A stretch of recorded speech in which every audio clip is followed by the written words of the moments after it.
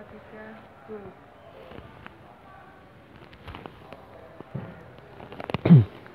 Assalamualaikum warahmatullahi wabarakatuh, dulur. Berjumpa lagi di Pojok Hukum. Suasananya ini kebetulan saya di kolam renang, dulur. Jadi agak sport modelnya seperti ini, dulur. Saya akan membahas mengenai pembuktian, dulur. Pembuktian ini kan dibagi 5, dulur. Ada surat, ini mohon maaf, pembuktian di perdata. Jadi ada 5, ada surat, ada saksi, ada pengakuan, ada persangkaan, dan sumpah. Itu sangat penting, dulur, kelima-lima itu, karena itu merupakan alat bukti dari hukum perdata. Untuk itu saya tapi tidak membahas masalah pembuktian surat, saksi, persangkaan, pengakuan, dan sumpah. Namun saya akan membuktikan di surat dokumen. Untuk itu sebelum saya lanjutkan, jangan lupa like, komen, share, dan subscribe.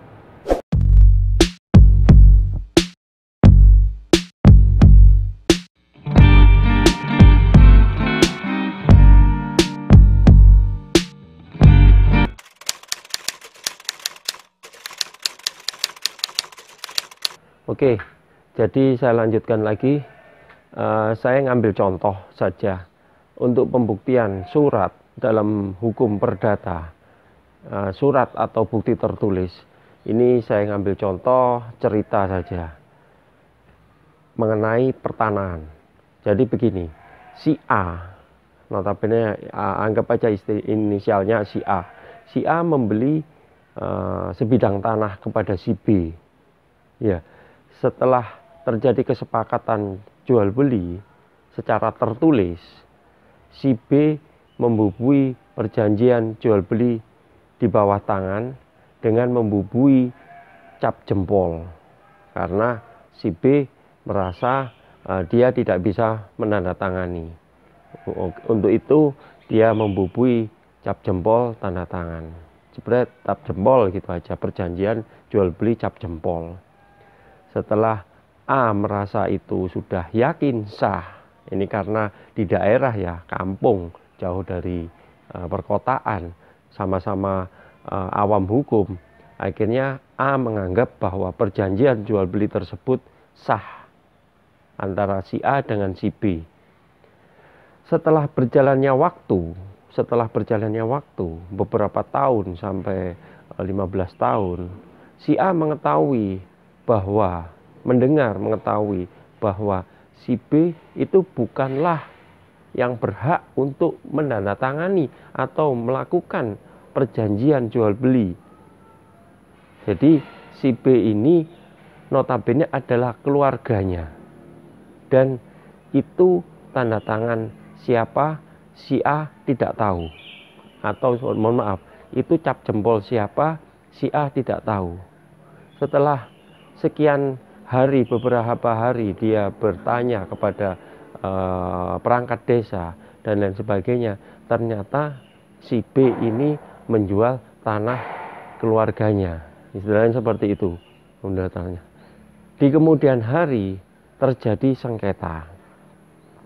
Si B, ya, keluarganya itu menggugat ke pengadilan bahwa dia tidak pernah menjual aset tanah keluarganya, terutama yang cap jempol tadi. Siapa pemiliknya? Si C katakanlah yang cap jempol. Dia si C dan D tidak pernah menjual tanah tersebut, apalagi membubui cap jempol. Nah, dari situ terjadi permasalahan hukum. Kita ngambil dari permasalahan hukum ini. Sekarang pertanyaannya bukan kepada cerita ini. Pertanyaannya, apakah si B dengan si A melakukan perjanjian jual beli tersebut sah? Itu saja. Saya akan bahas lagi lebih spesifik lagi. Tolong dulur simak. Jadi begini, dulur. Kita ngambil dasar saja, dulur. Ya, mengacu kepada undang-undang undang-undang perdata, kitab undang-undang hukum perdata, terutama pasal 1320 tentang perjanjian. Seperti kita ketahui bahwa di dalam KUH perdata, ya, itu untuk sesuatu pembuktian perjanjian, itu syarat sah perjanjian ada 4, yaitu yang pertama adalah sepakat dulu membuat perjanjian. Yang kedua adalah harus orang itu memang benar-benar cakap, tidak gila, tidak di bawah pengapuan. Terus yang ketiga adalah sebab tertentu. Jadi sebab tertentu ini memang apapun yang dibuat karena sesuatu sebab tertentu seperti itu. Jadi tanpa ada sesuatu tidak mungkin dibuat suatu perjanjian. Yang keempat adalah klausa yang halal. Jadi ini isi daripada perjanjian tidak menyangkut yang melanggar hukum, yang melanggar agama, norma agama dan kesusilaan dan lain sebagainya. Saya kira untuk perjanjian syarat-syaratnya seperti itu kan. Tapi saya nggak membahas seperti itu. Ya, intinya alat bukti tertulis yang dilakukan oleh A dan B antara penjual dan mengaku pemilik lahan objek itu adalah bukti surat. Sedangkan pertanyaannya ini begini. Si B apakah sah melakukan perjanjian? Ada 2 kemungkinan. Dia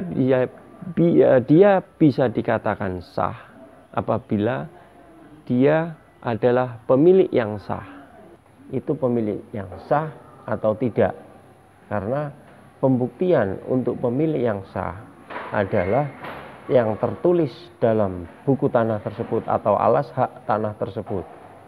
Kalau si B melakukan transaksi dengan si A, harus dibuktikan walaupun dia sudah melakukan perjanjian jual beli di bawah tangan yang cap jempol tadi, harus dibuktikan apakah dia sebagai ahli waris, keluarganya, atau dan lain sebagainya. Seperti itu dulu.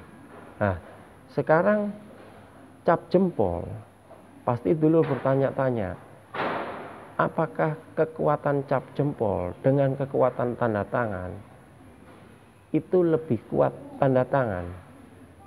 Nah, untuk itu saya akan bahas satu persatu singkatnya. Jadi begini dulu, untuk cap jempol bisa dikatakan sah apabila dalam cap jempol itu setelah dicap jempolkan, di warmaking, di notaris. Jadi di warmek kepada pejabat yang berwenang, di antaranya ada notarial, dan disahkan di notaris, di warmaking. Karena dalam warmaking notaris sebutkan, notaris kenal sama yang bersangkutan, datang menghadap untuk menyatakan seperti bla bla bla bla dan lain sebagainya. Jadi si A sebagai pembeli daripada tanah tersebut mendatangi si B, harusnya mendatangi si B untuk menyelesaikan persoalan ini secara baik-baik. Jadi mendatangi si B, menanyakan apakah perjanjian yang sudah dibuat tersebut atau memperbarui perjanjian yang sudah dibuat. Jadi untuk menanyakan siapa pemilik yang sebenarnya, pemilik yang terjadi surat perjanjian jual beli yang dibubui cap jempol tadi. Ya, apabila yang bersangkutan memang tidak bisa menandatangani atau keluarganya si B tidak bisa menandatangani, hanya bisa cap jempol, ya datang kepada pejabat yang berwenang, dalam hal ini notaris. Oke dulur, saya kira seperti itu singkatnya. Tapi untuk episode sekarang ini mungkin dulur masih bingung. Saya akan membahas keabsahan cap jempol dengan tanda tangan, ya, sesuai dengan KUH Perdata, Undang-Undang Hukum Perdata. Saya kira seperti itu. Jangan lupa like, comment, share, dan subscribe. Mohon maaf, mungkin ulasan saya kurang jelas atau kurang yakin atau bingung dan lain sebagainya. Silakan kontak di WA saya 083 830 673557. Saya akan berusaha menerangkan, karena memang situasinya saat ini masih situasi yang kurang memungkinkan, karena mungkin saya juga kurang konsentrasi. Saya akhiri. Wassalamualaikum warahmatullahi wabarakatuh. Salam pojok hukum.